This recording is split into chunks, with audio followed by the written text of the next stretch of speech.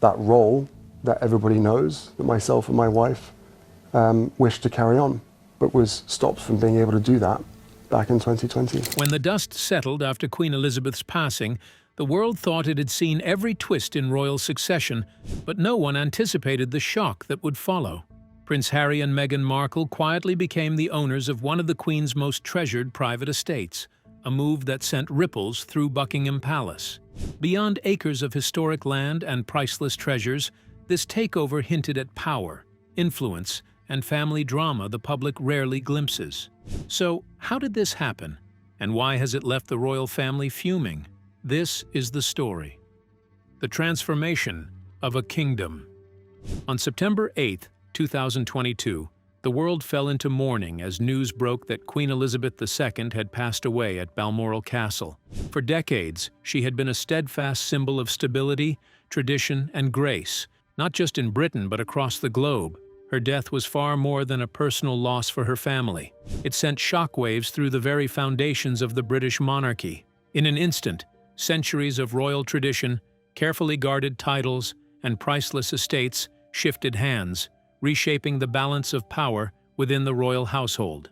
For generations, Queen Elizabeth had maintained a delicate equilibrium, ensuring that responsibilities, wealth, and authority flowed predictably through the family line. Her passing disrupted this order. Titles that had once seemed permanent were suddenly reassigned. Estates and properties that had been in the royal family for decades, some for hundreds of years, now faced transfers that would determine who held influence, who benefited financially, and who would shape the monarchy's next era.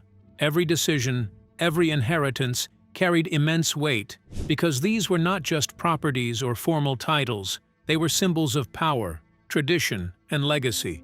The transfer of estates and responsibilities created a ripple effect, touching every corner of the royal family. Even those who had long been on the periphery suddenly found themselves facing new realities. Roles that had been ceremonial or symbolic became practical matters of management and control. The Queen's careful stewardship of her personal and family estates meant that whoever inherited them now had not just wealth, but influence over people, lands, and institutions tied to the monarchy. For the public, these changes were invisible at first glance, but behind the palace doors, a quiet reshuffling of power was already underway. Perhaps most striking was the sense of history in motion. Centuries-old legacies, handed down from kings and queens before Elizabeth, were suddenly at the mercy of the next generation. Every estate, every title, every inherited privilege became a chess piece in a game of influence that stretched back through hundreds of years of British history. What had once been stable and predictable was now fluid, and the choices of the heirs would determine the shape of the monarchy for decades to come. In many ways, the Queen's passing was a wake-up call. Even institutions built on centuries of tradition are vulnerable to change. Titles would be reassigned, estates would be redistributed, and the next generation would be forced to step into roles laden with expectation, history, and scrutiny. It was a moment that combined grief with transformation, a deeply personal loss for a family, and a dramatic turning point for an institution that has stood at the center of British life for nearly a millennium. The passing of Queen Elizabeth made it necessary to redefine the ownership of several properties closely tied to her legacy. But what became of these treasured estates after her passing? Who ultimately inherited them, and what consequences followed this historic transfer of wealth and influence? Let's uncover the details. Claiming the Queen's private estate. As the world adjusted to the aftermath of Queen Elizabeth II's passing, attention quickly turned to the reshuffling of royal titles and estates. While Prince William assumed control of the Duchy of Cornwall, stepping into one of the most powerful and lucrative roles in the monarchy, another development sent shockwaves across the globe. Prince Harry and Meghan Markle, a couple long at odds with the institution, suddenly found themselves holding the keys to one of the Queen's most treasured private estates. This was no ordinary inheritance. It was a tangible piece of history, a slice of royal legacy that had been carefully preserved for generations, now resting in the hands of the couple who had once been considered outsiders. The announcement stunned the public and the royal household alike. Buckingham Palace, long accustomed to its carefully orchestrated order, suddenly faced a bold shift in the balance of influence. For Harry and Meghan, the estate represented more than financial gain. It was a symbol of trust, recognition, and power. Ownership meant they now had the ability to make decisions over lands, properties, and historic treasures that had been the private sanctuaries of monarchs for decades. Every decision, from maintenance and staff to events and access, could ripple across the royal circle, signaling that the next generation was ready to stake its claim in a very public way. Beyond the practical aspects, the move carried a deeper emotional resonance. For years, Harry had navigated a complicated relationship with the monarchy, balancing loyalty to his family with his desire for independence. Meghan, too, had faced scrutiny, challenges, and resistance from traditional royal circles. Now, together, they were stepping into a role that fused personal legacy with historical significance, challenging assumptions about who belongs at the center of royal influence. The world watched with fascination. Media outlets, royal commentators, and social media buzzed with speculation about the implications of the takeover. Would it change the dynamics between Harry and William? How would it affect the next generation of royals? And what did this mean for the Queen's carefully guarded estate, a symbol of stability, tradition, and continuity? This was more than a headline. It was a turning point. For Harry and Meghan, it was an opportunity to redefine their place in history, to wield authority in a realm they had once been kept at arm's length, and to signal to the world that they were ready to leave their mark. In claiming this estate, they were not just inheriting property, they were inheriting influence, responsibility, and a chapter of royal history that few outsiders ever get to touch. And for the royal family, it was a jolt, a reminder that power, legacy, and tradition could shift in the blink of an eye. In a move that shocked the palace, Prince Harry and Meghan Markle gained ownership of one of the Queen's private estates. But what kind of relationship existed between Harry and the Queen that allowed him access to one of her most treasured properties? Now, let's explore how Queen Elizabeth's love for Harry continues to shape his royal legacy. A grandmother's unbreakable bond. Even amid the decades-long tension, disputes, and public drama surrounding the royal family, one connection remained steadfast and unbreakable: the bond between Queen Elizabeth II and her grandson, Prince Harry. While relationships among other family members were often fraught with conflict, jealousy, or misunderstanding, the Queen's affection for Harry was unwavering. Those who knew the royal household well insist that this connection went far beyond ceremonial gestures or familial duty. It was personal, heartfelt, and enduring, a quiet thread of loyalty and love that persisted even when the cameras and headlines painted a very different picture. Historian Robert Hardman, author of Queen of Our Times, The Life of Elizabeth II, has spoken openly about the depth of this relationship. The Queen adored Harry right to the end, and Harry adored her, he explains. Those words capture a rare truth in a family often defined by protocol, appearances, and tradition. While the public sometimes focused on the controversies or the rifts, the bond between grandmother and grandson offered a glimpse into the private, human side of the monarchy, a connection defined not by title or inheritance, but by genuine care and understanding. Hardman further describes the Queen as a bridge between Windsor and California, connecting the royal institution to Harry and Meghan's life overseas. In many ways, Elizabeth acted as a quiet link, maintaining communication, offering guidance, and even subtly mediating tensions that had grown over years of distance and misunderstanding. Her role was more than ceremonial. It was deeply personal, a lifeline for family ties stretched across continents. The significance of this bond takes on even greater weight in light of Harry and Meghan's recent acquisition of one of the Queen's private estates. This inheritance is more than land and property. It is a tangible piece of her legacy, a symbol of trust and acknowledgement. The Queen's love and belief in Harry now echo in his stewardship of this estate, adding emotional resonance to every decision he makes. Elizabeth's hope for family reconciliation adds another layer to the story. Sources suggest that one of her deepest wishes was to see the family heal, to witness Harry and William, along with their extended relatives, bridge the divides that had caused so much public scrutiny and private heartache. In this context, Harry stepping into ownership of the Queen's estate becomes more than a financial or ceremonial milestone. It is a moment charged with personal significance, a way to honor the grandmother who supported him unconditionally, even when the rest of the world watched and judged. Through this bond, it becomes clear that the monarchy is not just about power or legacy. It is about human connections, loyalty, and love, the invisible threads that guide decisions, shape legacies, and carry the weight of history forward. The Queen adored Harry deeply, even after his relocation to California, and she reportedly wished that he would one day return to the palace. But could the ownership of the estate also be a quiet step toward reconciliation? And what exactly does this estate represent? Let's uncover the fascinating details. The Crown's hidden power. Among the many assets of the British royal family, few carry the weight and significance of Queen Elizabeth II's private estates. One of these, now in the hands of Prince Harry and Meghan Markle, is far more than a collection of land, buildings, or investments. It is a symbol of centuries of history, a repository of power, and a testament to the enduring influence of the monarchy. This is not simply about money. It is about authority, tradition, and the ability to shape the course of a family legacy that has stretched over generations. Spanning acres of historic lands, grand estates, and lucrative investments, the property represents a remarkable convergence of wealth and heritage. It is the kind of asset that carries symbolic resonance as much as financial clout.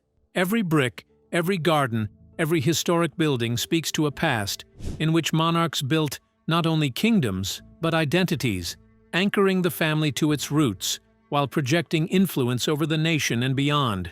Now, by stepping into ownership, Harry and Meghan are not just acquiring property, they are inheriting responsibility, stewardship, and a voice within the royal hierarchy that few outsiders ever attain.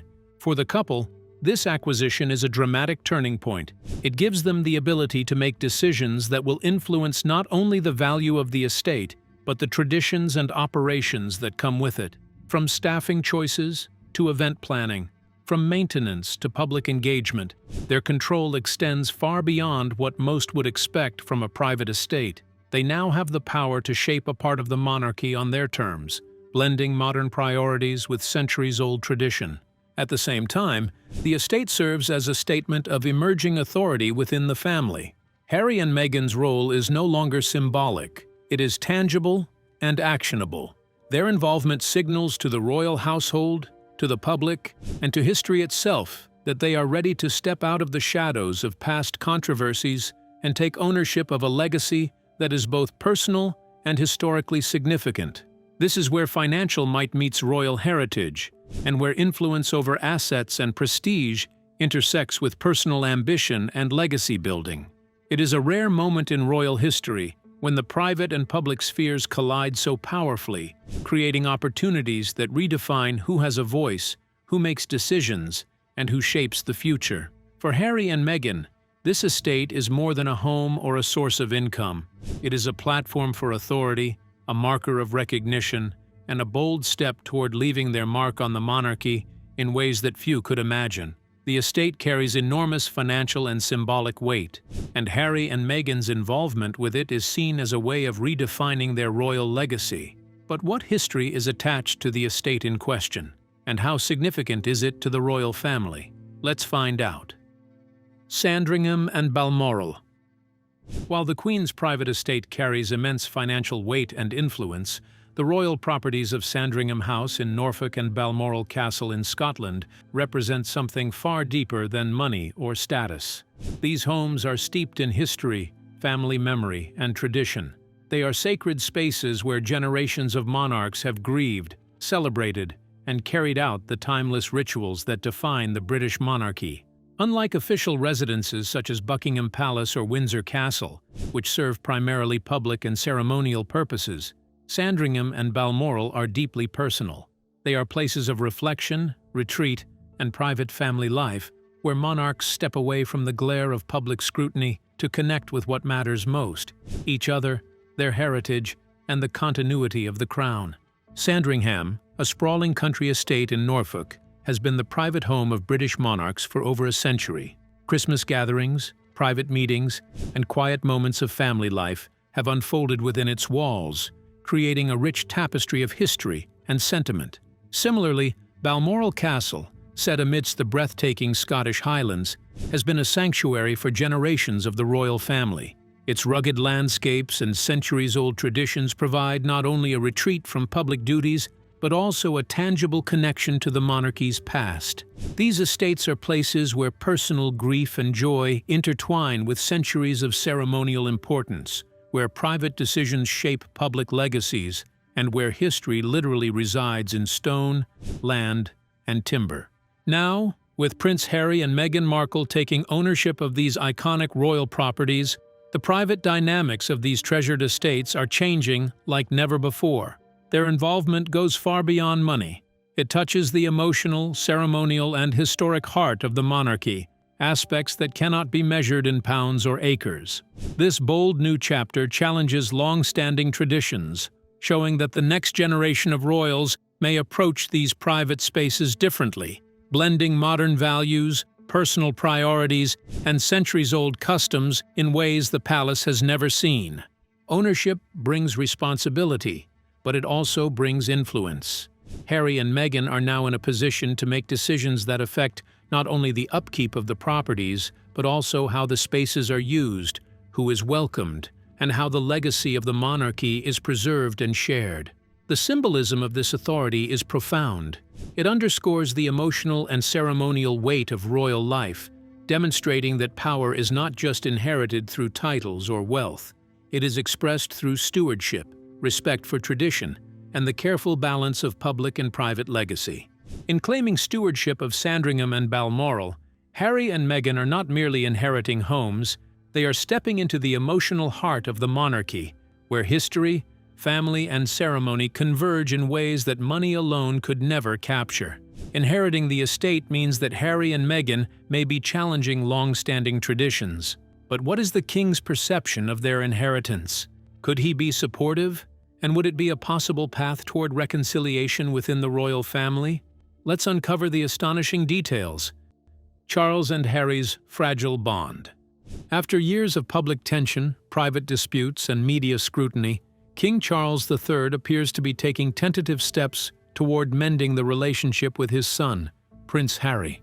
The father-son bond has been severely strained since Harry decided to move to the United States, a move that shook the royal household and drew global attention. The release of Harry's memoir, filled with candid reflections and sometimes critical observations, along with the highly watched Netflix documentary chronicling his and Meghan Markle's life, only widened the gap. These events made the rift between the generations painfully visible, not just to the public but to the family itself. Despite the controversies and lingering disagreements, sources close to the palace suggest that King Charles deeply feels the absence of his youngest son. Reports indicate that the monarch misses his son and genuinely wishes to repair the bond that has been frayed over years of distance, disagreement, and misunderstanding.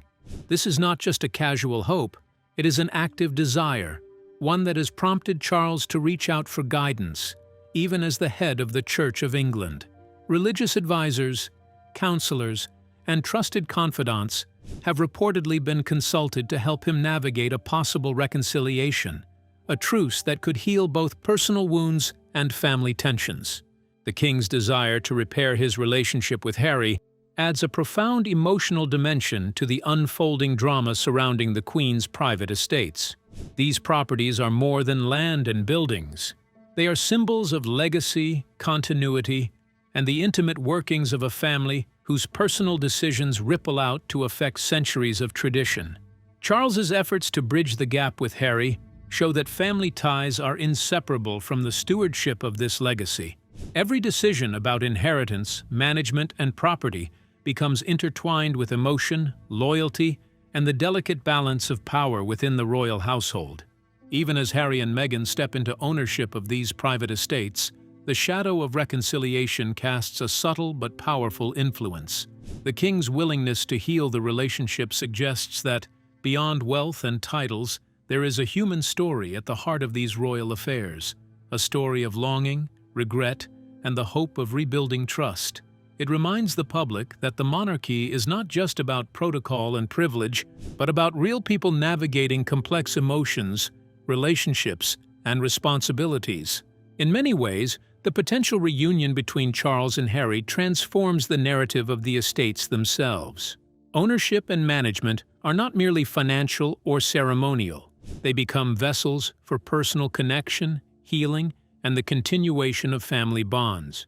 The emotional stakes are as high as the financial and historical ones, showing that in the world of royalty, power and legacy are inseparable from love, forgiveness, and the effort to restore fractured relationships. The king has reportedly confessed that he misses his son deeply and wants to repair their bond by all means. Could the estate become a path toward healing their relationship? And does Harry's inheritance of the estate also signal that his heart still leans toward Britain? Now let's explore how Prince Harry's heart and heritage shape his royal legacy.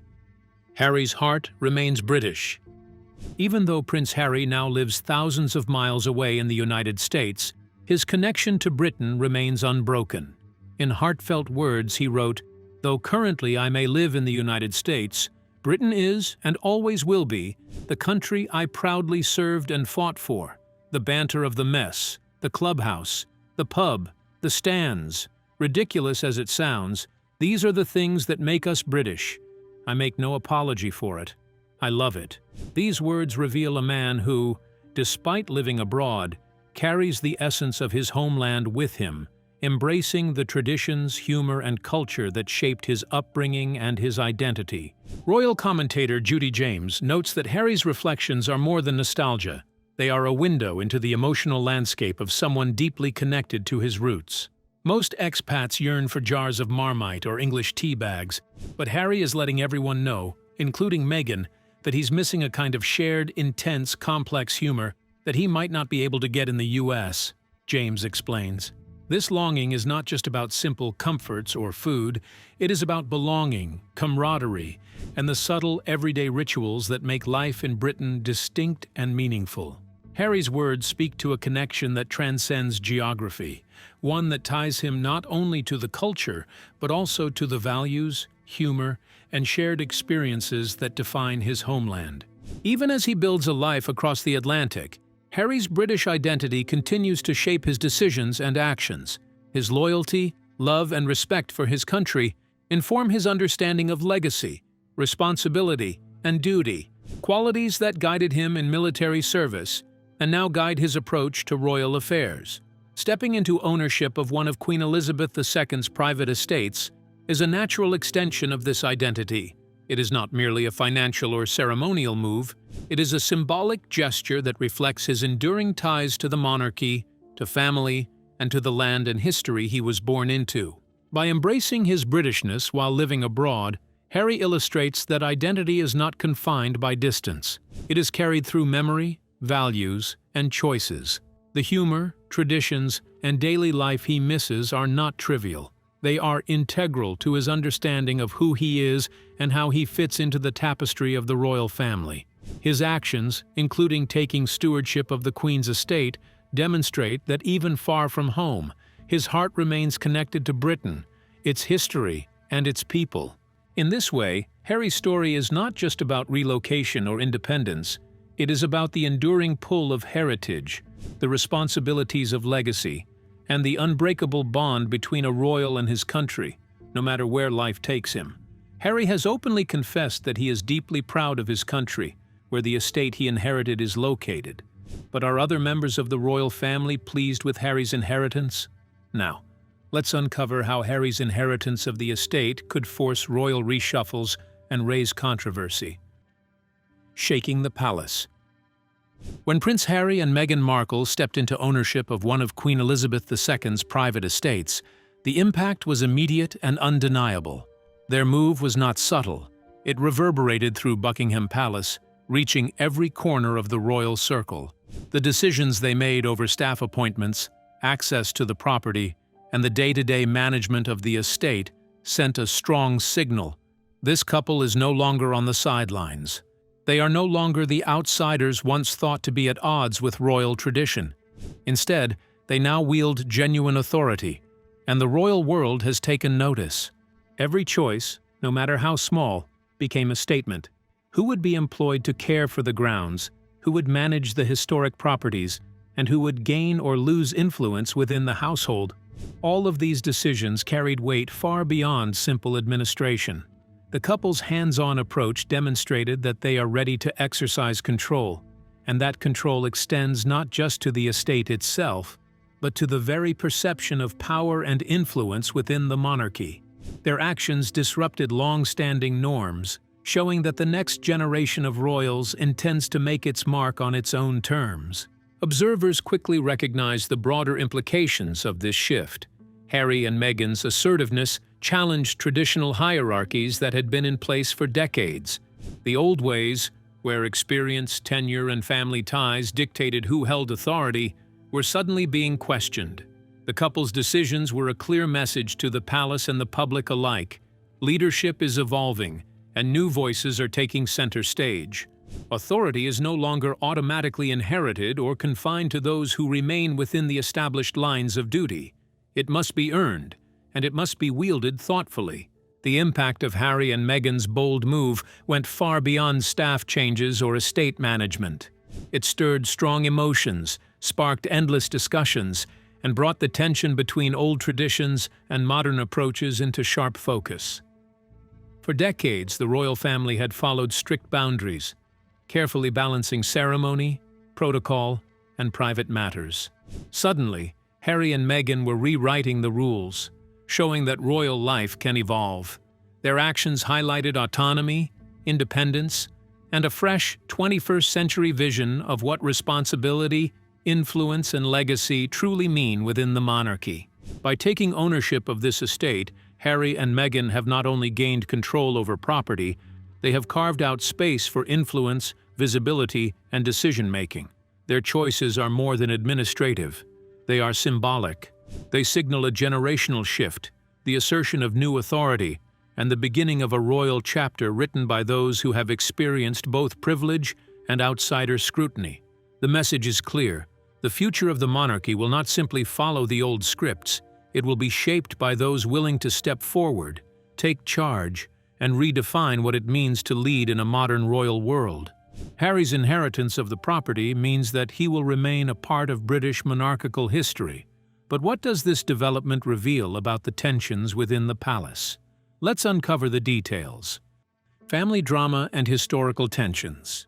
The story of the royal estates isn't simply about land, wealth, or property. It is a story steeped in history, emotion, and the complex web of family ties. Every acre, every historic home, and every decision carries echoes of the past, shaped by decades of triumphs, tragedies, and deeply personal dramas. For Prince William, careful stewardship of the Duchy of Cornwall has always been a matter of duty, tradition, and measured responsibility. He approaches his role with precision, respecting centuries of heritage while ensuring that the estates continue to operate smoothly and honor the legacy of the monarchy.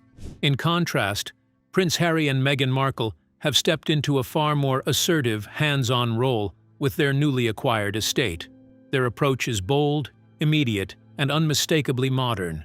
While William relies on continuity and established norms, Harry and Meghan are unafraid to challenge old hierarchies, make decisive changes, and put their personal stamp on the property.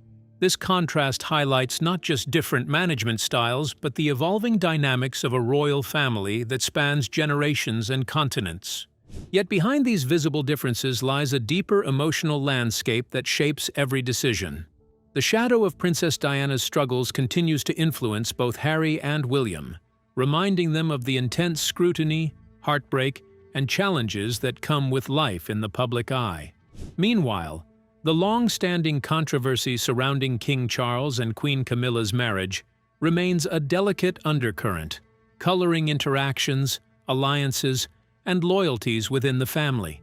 These personal histories are inseparable from the business of managing estates. They inform judgment, influence priorities, and add layers of emotional complexity to what might otherwise seem like straightforward decisions. Every decision about staff, access, or estate management carries far more than practical consequences. It is not only about money or efficiency, it is about preserving trust, respecting family bonds, and navigating centuries of royal tradition. Loyalties are tested, old grudges resurface, and the heavy weight of legacy bears down on every family member.